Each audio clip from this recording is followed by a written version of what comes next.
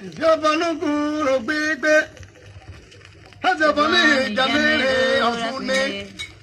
Abogo Rapare Imano Abogo Rapare Miwena One Yabanuku Bigbe Zabani Jamere Abogo Rapare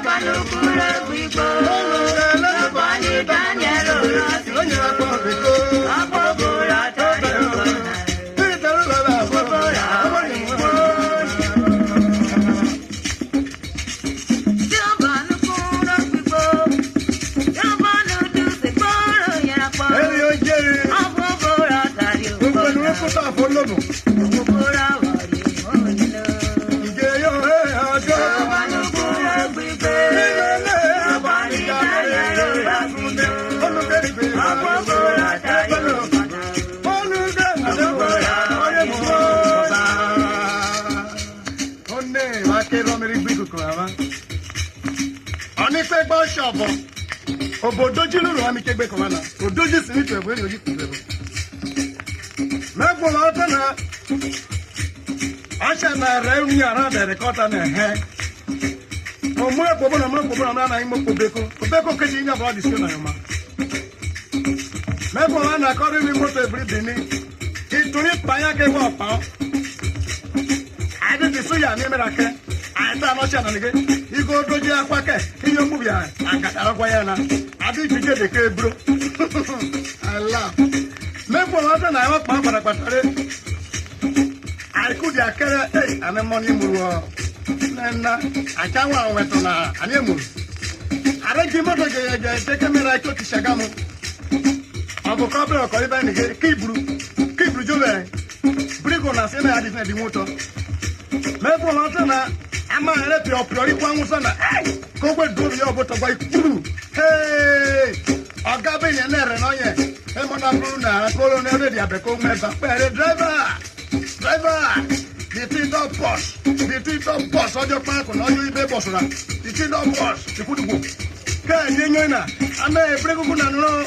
e bro no re ipi pa go bi no ko na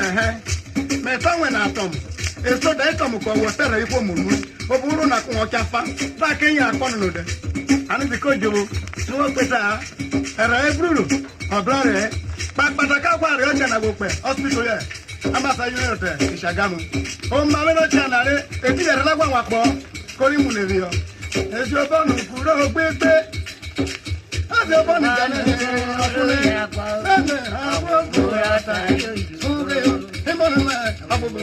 oye mo abolara ole mame